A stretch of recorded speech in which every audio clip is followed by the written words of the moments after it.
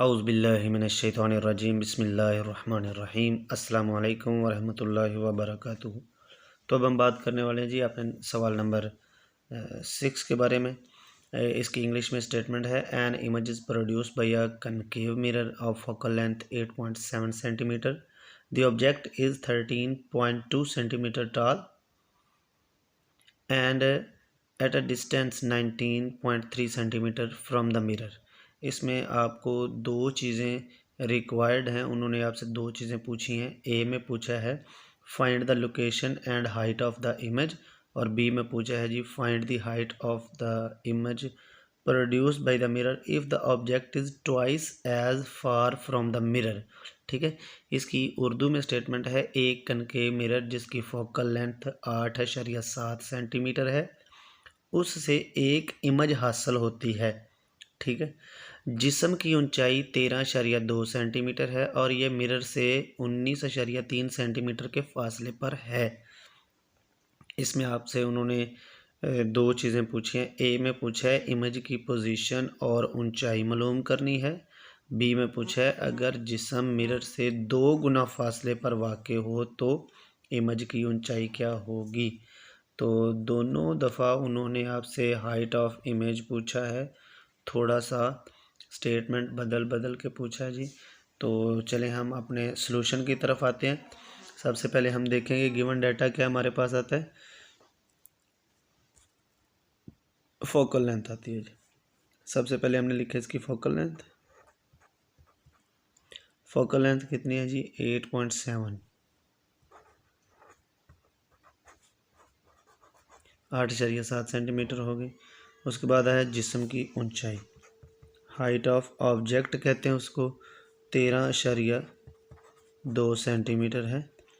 ठीक है, उसके बाद मिरर से उस जिस्म का फासला कितना है, वो है पी। जिस्म का फासला पी से ज़र करते हैं और ये 19.3 सेंटीमीटर हो गया। उसके बाद उन्होंने आपसे ए में पूछा हुआ है इमेज कहाँ पर बनेगा, यानी कि उसकी पोजीशन, उसको हम क्यू से ज़ाहिर करते हैं। और उन्होंने पूछा है कि उसकी हाइट क्या होगी, यानी कि हाइट ऑफ इमेज क्या होगी, वो भी हमसे उन्होंने पूछा है। उसके बाद बी में उन्होंने पूछा है हाइट ऑफ इमेज,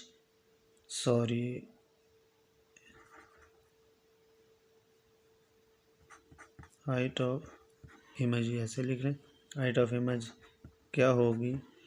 साथ में इफ़ के साथ कह दिया कि अगर p जो है वो 2p यानी कि p का फासला ट्वाइस कर दिया जाए, 2 गुना कर दिया जाए, तो आपने हाइट ऑफ इमेज निकालनी है।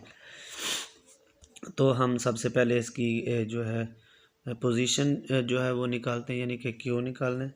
फार्मूला है 1/f is equal to 1/p plus 1/q। ये हो जाएगा 1/f माइनस 1/p, ये प्लस हो रहा है इधर आएगा माइनस हो जाएगा, और ये आपके पास आ गया 1/q।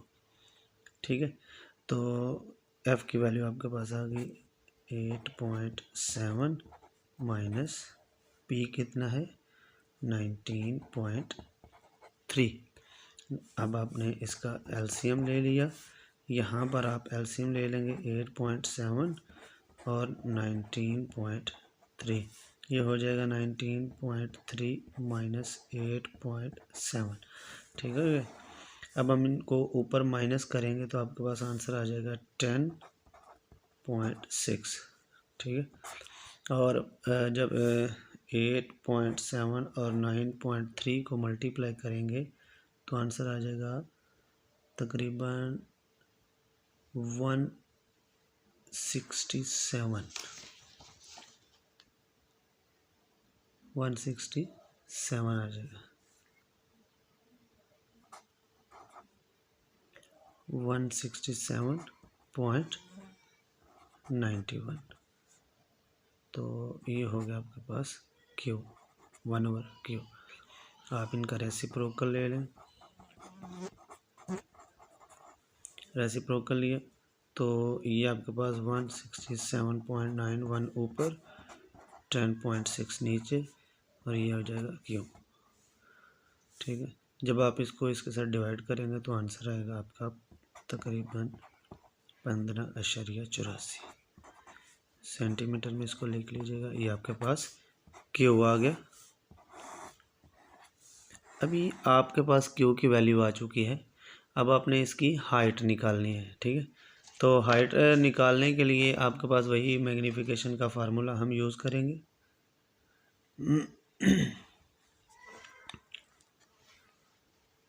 तो height of image, height of object is equal to Q by p.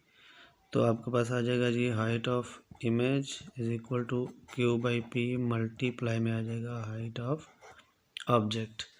तो अभी आपके पास क्यू की वैल्यू निकली है कितनी, 15.84।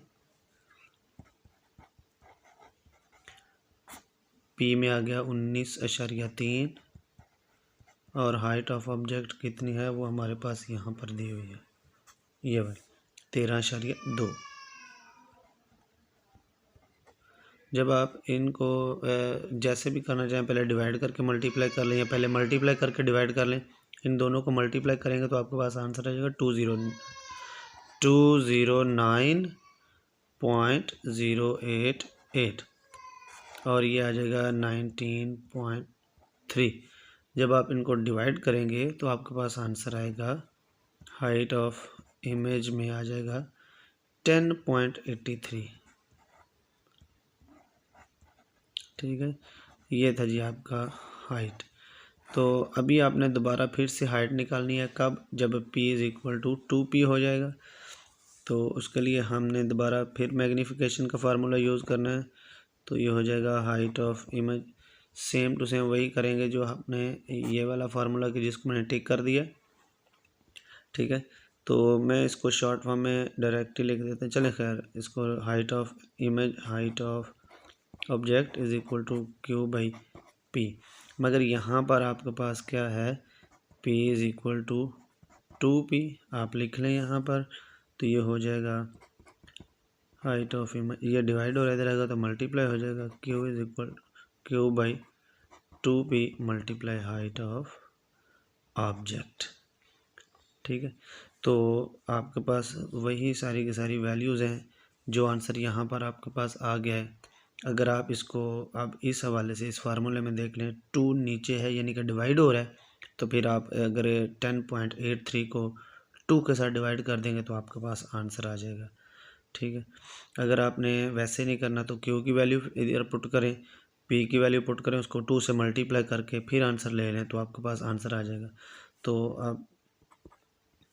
आप अगर करना चाहते हैं तो इसको वैसे भी कर सकते हैं, यानी कि 15.84 2 मल्टीप्लाई 19.3 मल्टीप्लाई 13.2। तो अब आपके पास आंसर इसका आ जाएगा 5.42 सेंटीमीटर।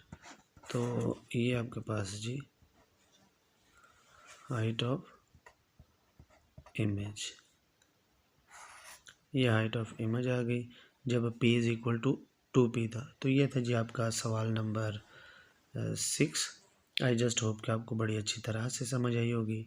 अब हम अपने न्यूमेरिकल नंबर 7 की बात अपनी अगली वीडियो में करेंगे। तब तक के लिए अल्लाह हाफिज़, अस्सलामु अलैकुम।